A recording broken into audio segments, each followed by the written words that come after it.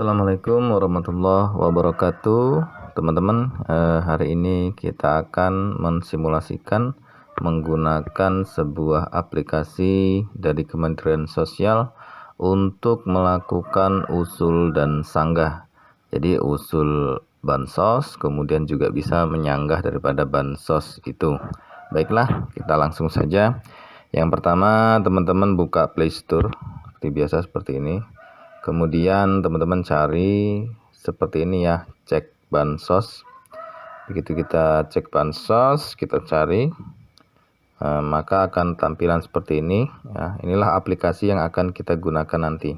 Silahkan diunduh ya aplikasinya, diunduh. Oke, sebentar. Nah, begitu sudah nanti terunduh 100% ya aplikasi di dalam handphone teman-teman, maka teman-teman nanti silahkan dibuka ya teman-teman. Kalau sudah terinstall, nanti aplikasinya dibuka, bisa melalui sini langsung buka atau di luar ya, seperti ini kita cari. Nah, ini aplikasinya ya, ini aplikasinya. Nah, seperti ini teman-teman, kita izinkan. Nah, kemudian di sini teman-teman harus buat akun dulu ya, akun baru, karena belum punya akun baru. Nanti kita masuk ke dalam aplikasi ini menggunakan username ya, username, kemudian menggunakan password. Nah, username dan password ini itu kita buat dulu di buat akun baru ini ya. Oke. Jadi di sini ada suatu petunjuk ya, bahwasanya menyesuaikan jam operasional dia teman-teman. Jadi hanya bisa dilakukan pada pukul 6 hingga pukul 8 gitu. Nah, ini biasanya sih informasi ini tergantung daripada aturan yang ditetapkan Kementerian Sosial ya. Jadi untuk saat ini hanya bisa dilakukan jam 6 sampai jam 20 untuk bisa mengoperasikan aplikasi ini gitu teman-teman. Oke. Baiklah, kalau sudah kita buka aplikasinya seperti ini ya teman-teman, dan kita sudah masuk jam operasional dari jam 6 sampai jam 8 gitu ya. Nah, kita kan belum punya akun nih, kita harus buat akun dulu agar bisa menggunakan aplikasi ini. Caranya silahkan klik buat akun baru ya, di bawah login ini ya. Buat akun baru kita klik seperti ini. Nah, kalau kita klik nanti diarahkan untuk pembuatan akun, yaitu kita mengisi data-data pribadi kita ya. Silakan isi di sini dari nomor KK, kemudian NIK, nama lengkap, provinsi, kabupaten, kecamatan, kelurahan, dan seterusnya ya, sampai ke bawah. Dan ini alamat email ya, nomor HP, alamat email ini harus aktif ya. Kenapa? Karena email ini nanti digunakan oleh Kementerian Sosial untuk membalas apakah akun yang kita ajukan itu disetujui oleh Kementerian Sosial, sehingganya emailnya harus aktif gitu, karena balasan itu masuknya akan di email yang kita tulis di sini gitu. Terus semua diisi teman-teman, tidak ada yang boleh yang kosong ya, semua. Sampai terakhir ini melampirkan swap foto dengan KTP dan foto KTP. Jadi swap foto dengan KTP ini foto diri kita ya, foto kita memegang KTP gitu ya, foto kita memegang KTP. Kemudian foto KTP ini ya fotokopi KTP kita itu kita foto gitu ya. Nah, kalau sudah semua terisi dan terupload, klik aja buat akun baru. Begitu sudah diklik, nanti ada tulisannya berhasil ya atau terkirim. Maka itu kita sudah selesai membuat akun atau mengajukan. Nah, kita tinggal menunggu saja teman-teman. Nah, menunggu saja apakah pengajuan akun kita ini disetujui oleh Kementerian Sosial atau tidak. Nah, persetujuan itu nanti akan dikirimkan ke email yang kita tulis tadi gitu ya. Nah, biasanya 1-4 hari, dan kalau data kita cepat dikoreksi atau cepat diidentifikasi, maka biasanya cepat kok, sejam atau setengah jam gitu sudah ada balasan. Intinya balasannya disetujui nggak setuju itu ada di email gitu ya. Nah, kalau sudah disetujui, maka kita bisa menggunakan aplikasi ini. Oke, sekarang kita simulasi manakala misalnya contoh kita sudah disetujui ya, kita simulasi selanjutnya. Next, kita simulasi manakala akun kita sudah disetujui oleh Kemensos ya melalui Pusdatin. Jadi kita langsung saja teman-teman, di sini saya masukkan user, kemudian password ya, kemudian saya login. Nah, begitu sudah login teman-teman, nanti kita akan masuk di tampilan awal seperti ini ya. Jadi tampilan awal ini merupakan informasi profil kita ya, dimana status kita di dalam DTKS itu seperti apa gitu. Jadi kalau misalnya kita penerima PKH ya, itu bisa diklik di tombol PKH ini ya, logo PKH ini. Di sini keterangan statusnya iya, periodenya berapa gitu lah. Kalau dia BBI juga di sini ada keterangannya. Kalau BPNT kita klik dia keterangannya kalau kita penerima. Dan di bawah ini merupakan profil keluarga kita gitu. Jadi ini yang ada di dalam KK kita. Tapi kalau misalnya ternyata di sini ada nama yang di luar KK kita, itu teman-teman bisa ngeklik tombol merah ini ya, bukan keluarga gitu. Misalnya di sini yang ini bukan keluarga saya nih, saya tinggal klik, kemudian di sini saya klik bukan keluarga.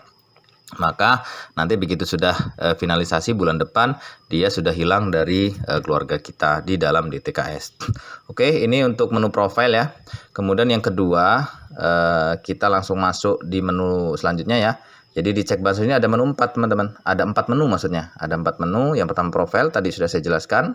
Kemudian yang kedua di sini kita klik ya. Nah di sini ini merupakan untuk menu ngecek ya.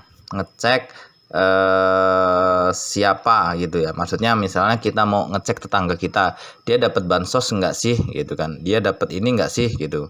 Misal contoh ya, kita contoh satu, kita pilih provinsi Banten misalnya, kemudian kabupatennya Serang misalnya, kemudian kecamatannya Anyer, kemudian kelurahannya misalnya kita pilih Anyer juga, kemudian nama di KTP-nya misalnya si Budi gitu ya, si Budi, kemudian kita cari data, klik seperti ini. Nah, maka di sini banyak Budi-Budi teman-teman ya. Nah, ini ada Budi Setiawan. Kemudian kalau ingin lihat dia menerima apa aja, di sini klik aja daftar bantuan bansos ini ya. Kita klik. Oh, berarti dia menerima PKH ya. Ada PKH-nya, ada BPNT-nya tidak, PBI-nya iya, yang lainnya tidak gitu ya. Nah, nanti teman-teman di sini kan nama Budi banyak ya. Misalnya kayak Budi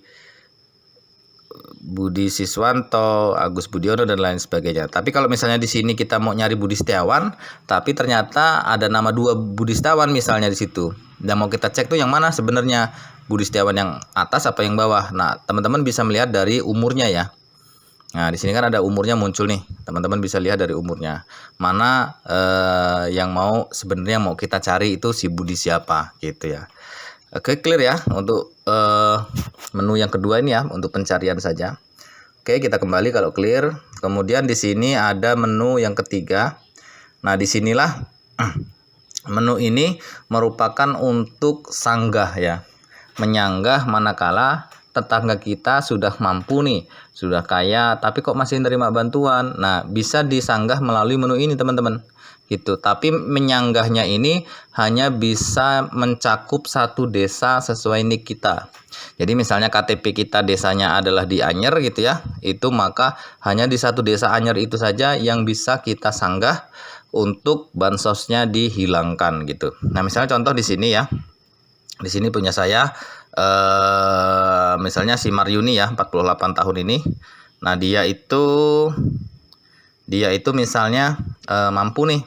Jadi klik aja, saya ulang ya, di Maryuni ya, di Maryuni ini kita klik aja di Maryuninya ini seperti ini teman-teman. Nah, di sini teman-teman alasan ya, pilih alasan kenapa dia misalnya mau kita sanggah. Misalnya sudah mampu, kita pilih sudah mampu. Kemudian di sini catatan misalnya punya mobil seperti ini. Nah, kemudian lampirkan foto pendukung, teman-teman. Jadi lampirkan foto pendukung, foto 1 itu misalnya mobilnya ya, kita foto, foto 2 itu misalnya rumahnya yang besar segala macam. Nah, terus kemudian setelah foto diambil, ini di checklist, kemudian kirimkan tanggapan gitu. Maka tanggapan itu akan terekam dan terlapor ke Kementerian Sosial bahwasanya atas nama ini ya, Maryuni 48 tahun ini merupakan yang tidak layak untuk menerima bansos karena dia sudah kaya gitu ya. Jadi menu yang ketiga ini untuk nyanggah, teman-teman. Untuk nyanggah manakala ada tetangga kita yang kaya tapi masih menerima bansos. Kemudian yang terakhir ini yang cukup ini ya, cukup sering ditanyakan orang-orang untuk mengusulkan. Jadi menu yang terakhir ini, teman-teman. Nah, di sini.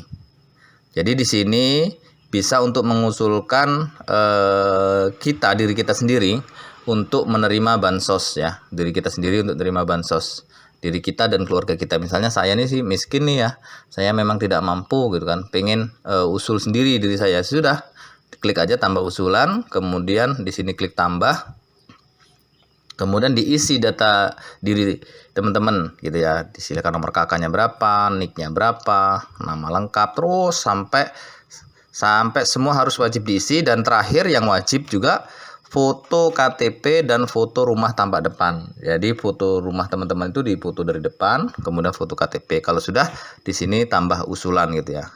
Silakan diisi semuanya, teman-teman. Ini kemudian tambah usulan gitu.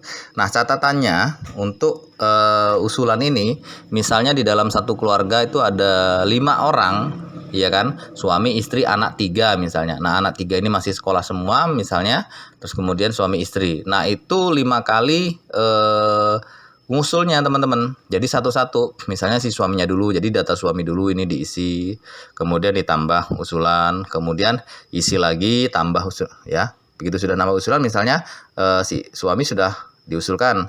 Nah, terus kemudian si istri diusulkan, berarti tambah usul lagi, isi data istri.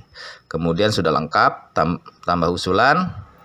Kemudian masuk lagi ke sini, misalnya si anak, tambah lagi usulannya gitu. Jadi satu-satu, dalam satu kakak ada 5, berarti 5 kali mengusulkan satu-satu ya. Suaminya udah selesai, istrinya, anaknya, terus anak yang kedua, anak yang ketiga, dan selesai. Nah, gitu cara untuk mengusulkan bansos ya kan, dengan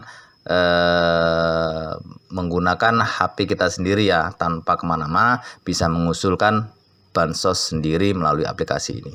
Nah, begitu teman-teman. Isi aplikasi ini ya ada 4. Yang pertama profil di sini. Kemudian profil ini merupakan isi daripada data diri kita, termasuk keluarga kita yang ada di bawah. Data diri kita ini penerima apa, di sini bisa kelihatan. Kemudian yang kedua di sini untuk ngecek. Ya, kalau ngecek ini bisa kemana-mana ini. Maksudnya satu Indonesia bisa nih, gitu kan, untuk ngecek siapa yang akan kita cari, dia itu nerima bansos atau enggak. Kemudian yang ketiga di sini untuk nyanggah ya.